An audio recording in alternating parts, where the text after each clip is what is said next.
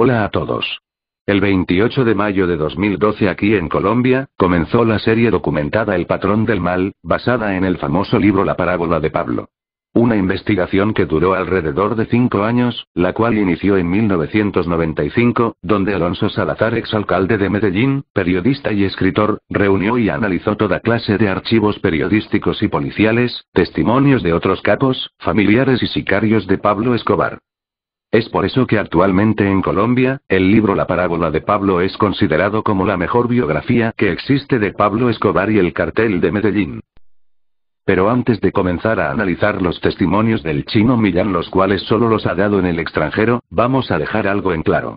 En nuestro país no existe nada en absoluto que vincule a este tipo con el cartel de Medellín, en los archivos periodísticos y policiales no aparece y mucho menos en los archivos de video, en los carteles de recompensas no está su foto ni nombre y más importante, las personas que vivieron en esa época no saben quién es y en la historia de Colombia no aparece.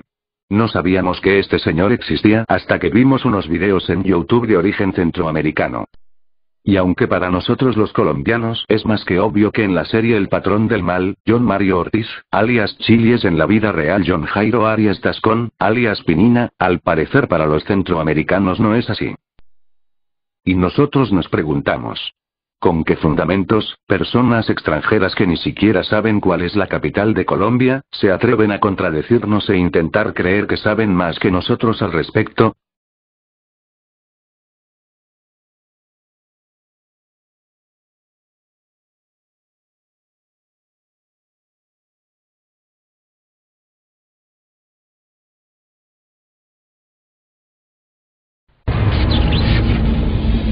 Y aquí seguimos en el lanzamiento de Escobar, El Patrón del Mal. Me encuentro pues con Chili, la mano derecha de Pablo Escobar en esta producción. Cuéntanos un poco de este personaje.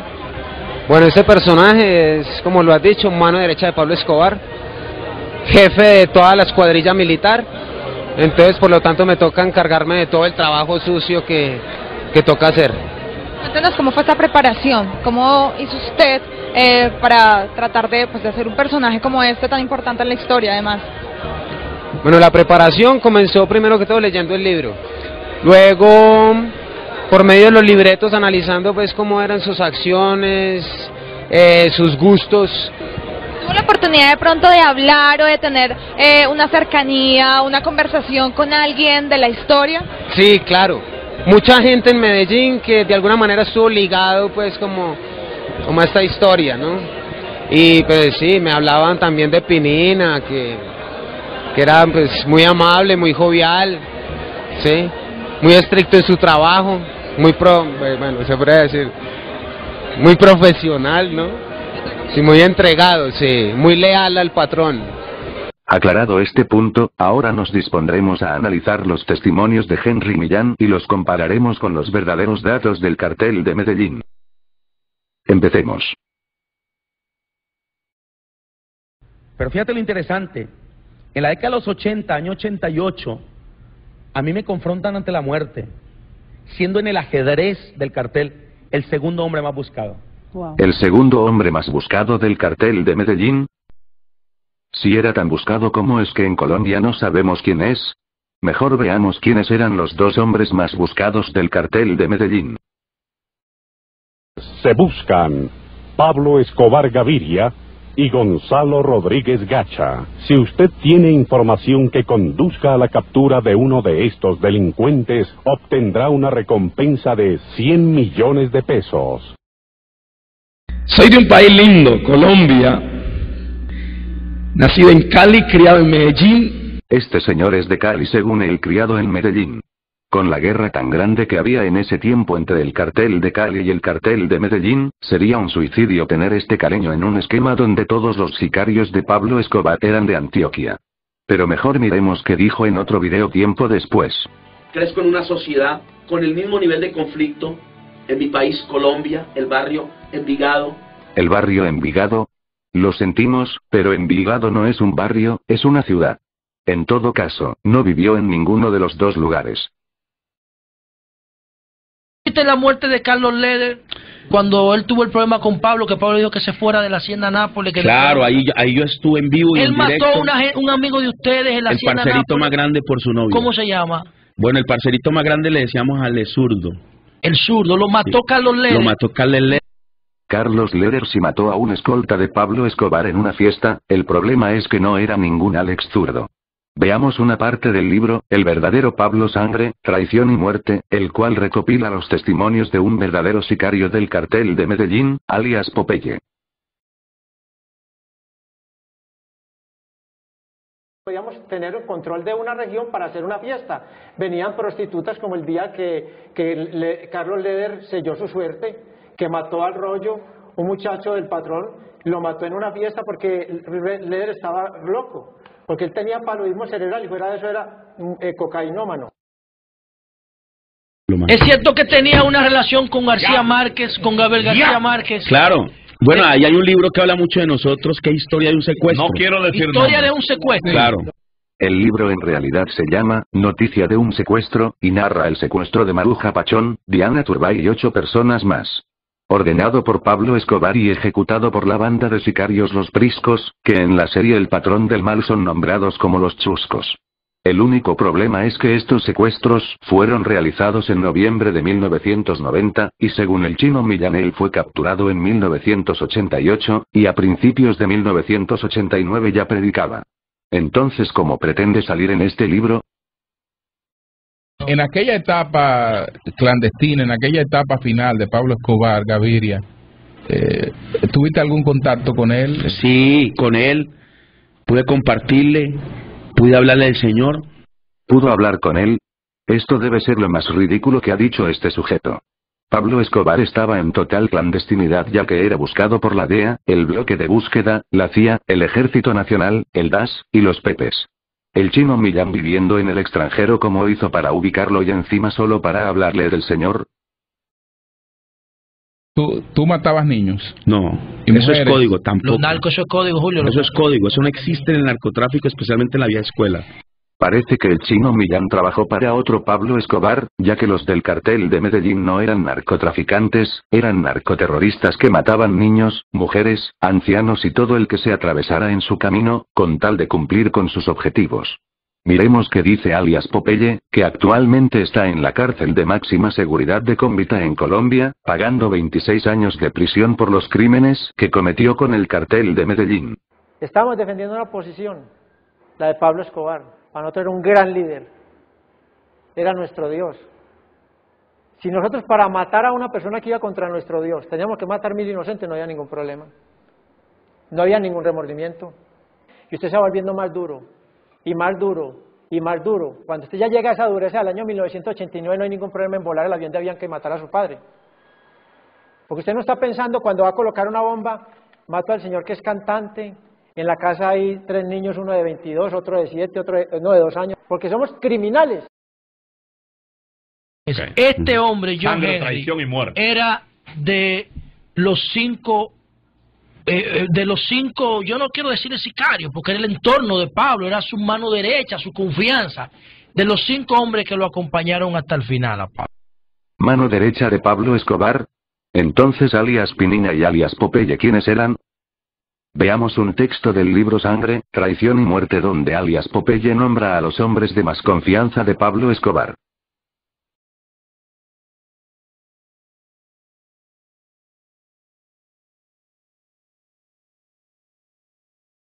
Mi historia empieza desde los 6 años, cuando Pablo no era un narcotraficante.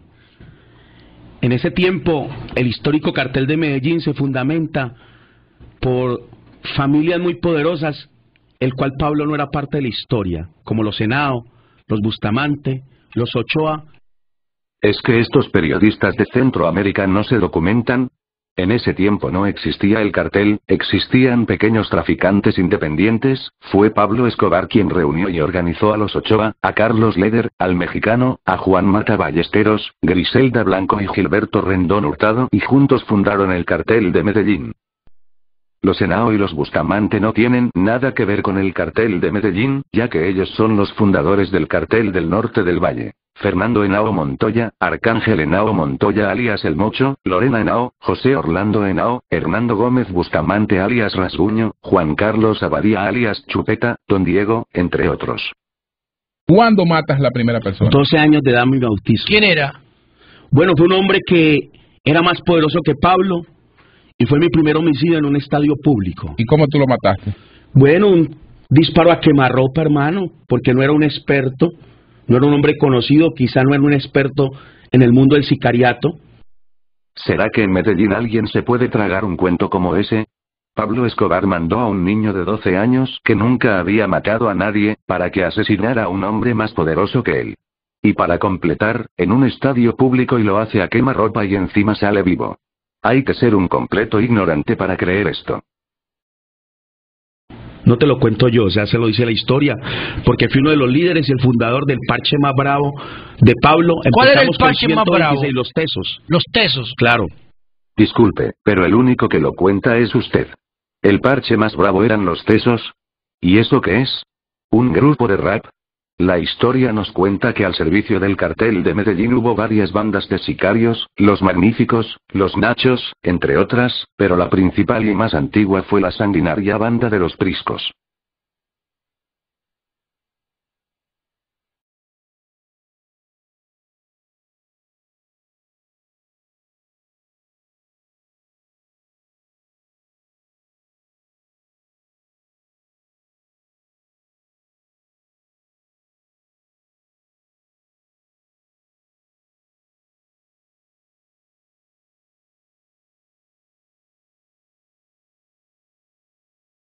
Claro. Estás libre ahora. No, nosotros Eso somos... aparte del perdón de Dios, o sea, hablando de justicia humana. Es muy práctico. Nosotros somos parte de una readaptación social que se llama Amnistía. Yo soy parte de la primera sociedad que migra a una readaptación social. Y eso es bajo la validación del gobierno soberano de Colombia y del Ministerio de Justicia. ¿En qué presidente? ¿Pastrana? En el tiempo de Pastrana. Sí, claro. El presidente Pastrana, Andrés Pastrana, presidente de Colombia entre el 7 de agosto de 1998 al 7 de agosto de 2002. Este sicario de mentiras, Chino Millán según su historieta, estuvo hasta diciembre de 1988 en el cartel de Medellín. ¿Cómo obtuvo una amnistía? Como pueden ver, las fechas no cuadran, y si este pseudo sicario hubiera matado tanta gente como dice, estaría tras las rejas. Recordemos que a pesar de que Popeye, Otto, el Osito, el Mugre, el Arrete, entre otros miembros del cartel de Medellín se entregaron a la justicia, todos fueron a prisión, porque en Colombia no se le dio indulto a nadie, solo había rebaja de penas por entregarse. El que menos pagó cárcel pagó 6 años, el resto fueron condenados a más de 10 y 20 años. Los que no se sometieron a la justicia fueron asesinados por las autoridades o los pepes, incluso algunos que huyeron a países vecinos.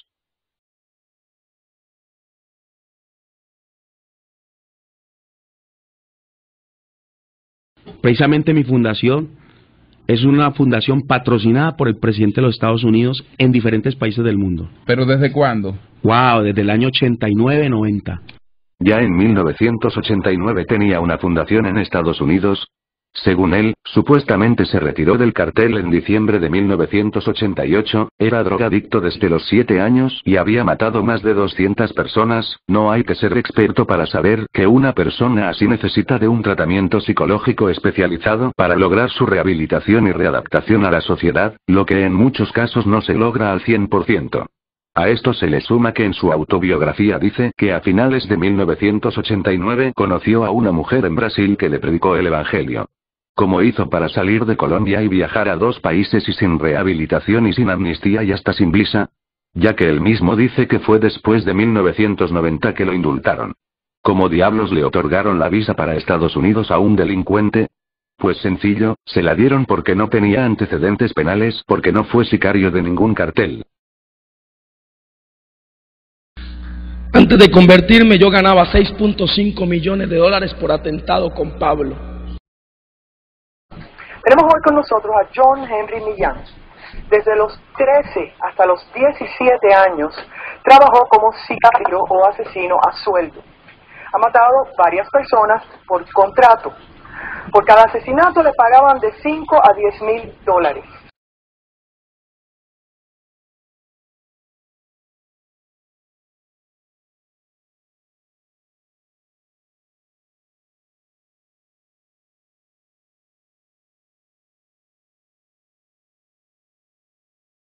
126 hombres que cuidábamos a Pablo en la posada alemana o en un lugar conocido como Fredonia, Antioquia, la finca Nápoles.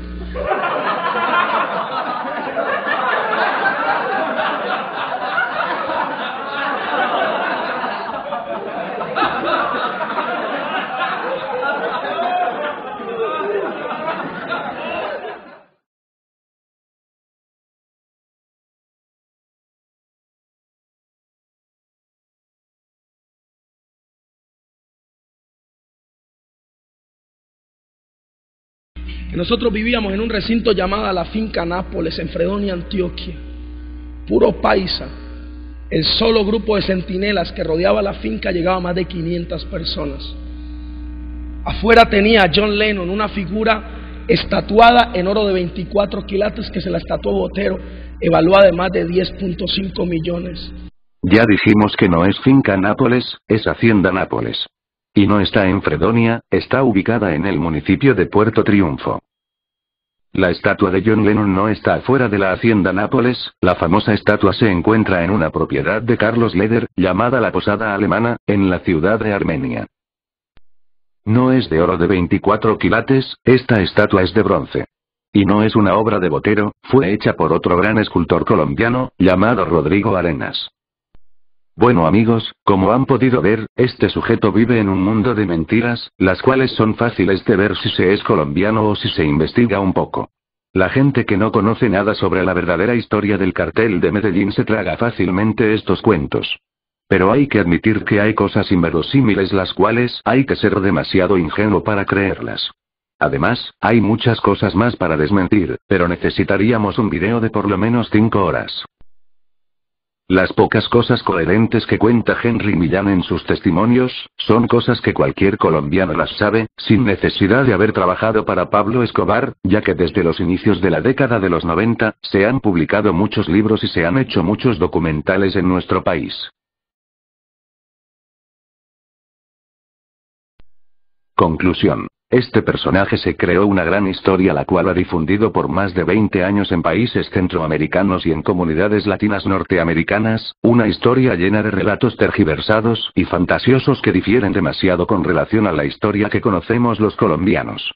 Entonces, ¿cómo estos periodistas de Centroamérica le hacen una entrevista y no caen en cuenta de todo eso? Es muy sencillo, eso se llama complicidad. Y una prueba de eso es que en la propia entrevista hablan del libro de alias Popeye Sangre, Traición y Muerte, eso quiere decir que estos pseudo periodistas sabían que estaba mintiendo, ya que si se habían leído el libro era lógico saber que lo que decía era totalmente falso. Y un ejemplo de esto es la parte donde él cuenta que el comandante del bloque de búsqueda supuestamente lo capturó en 1988 y lo dejó escapar porque el chino Millán se parecía a su hijo muerto en un accidente y que este comandante fue destituido y enviado a la cárcel por haber hecho eso. Algo realmente descabellado, primero porque el comandante de ese grupo se llama Hugo Martínez Poveda y su hijo Hugo Martínez Bolívar y ellos dos estuvieron en el operativo en el que le dieron de baja a Pablo Escobar en 1993, y segundo porque el hijo del comandante sí murió en un accidente pero fue en el año 2003, lo que ratifica una vez más que es una historia inventada a la cual le revolvieron hechos reales fuera de tiempo, más nombres falsos para dificultar la verificación de los datos y una dosis de ficción digna de Hollywood.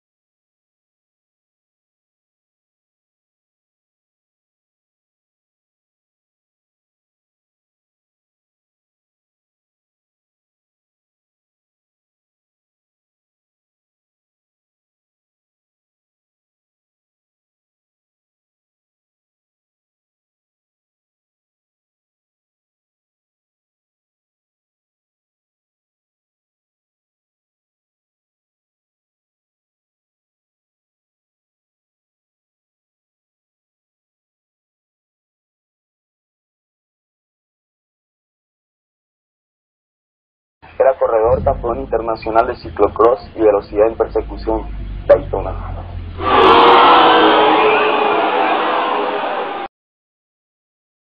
Y escritor, reunió y analizó toda clase de archivos periodísticos y policiales, testimonios de otros capos, familiares y sicarios de Pablo Escobar. Es por eso que actualmente en Colombia, el libro La parábola de Pablo es considerado como la mejor biografía que existe de Pablo Escobar y el cartel de Medellín. Pero antes de comenzar a analizar los testimonios del Chino Millán, los cuales solo los ha dado en el extranjero, vamos a dejar algo en claro.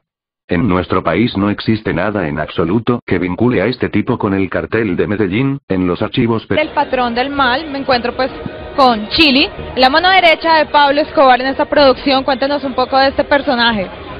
Bueno, este personaje es, como lo has dicho, mano derecha de Pablo Escobar, jefe de toda la escuadrilla militar. Entonces, por lo tanto, me toca encargarme de todo el trabajo sucio que toca hacer. Cuéntenos cómo fue esta preparación, cómo hizo usted para tratar de hacer un personaje como este tan importante en la historia, además.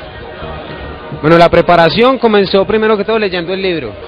Luego, periodísticos y policiales no aparece, y mucho menos en los archivos de video. En los carteles de recompensas no está su foto ni nombre, y más importante, las personas que vivieron en esa época no saben quién es, y en la historia de Colombia no aparece.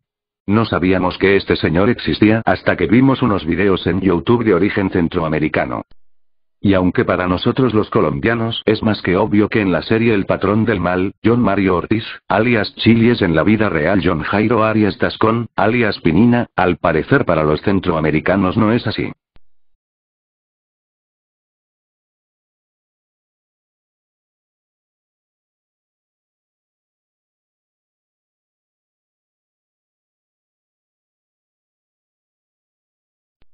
Hola a todos.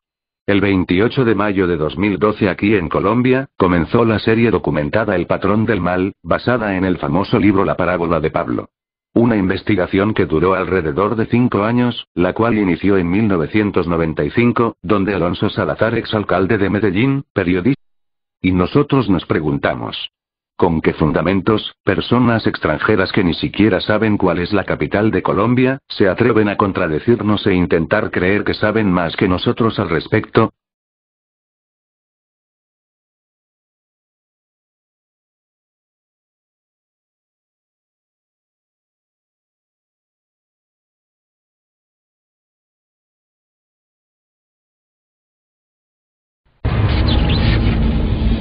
Y aquí seguimos en el lanzamiento de Escobar.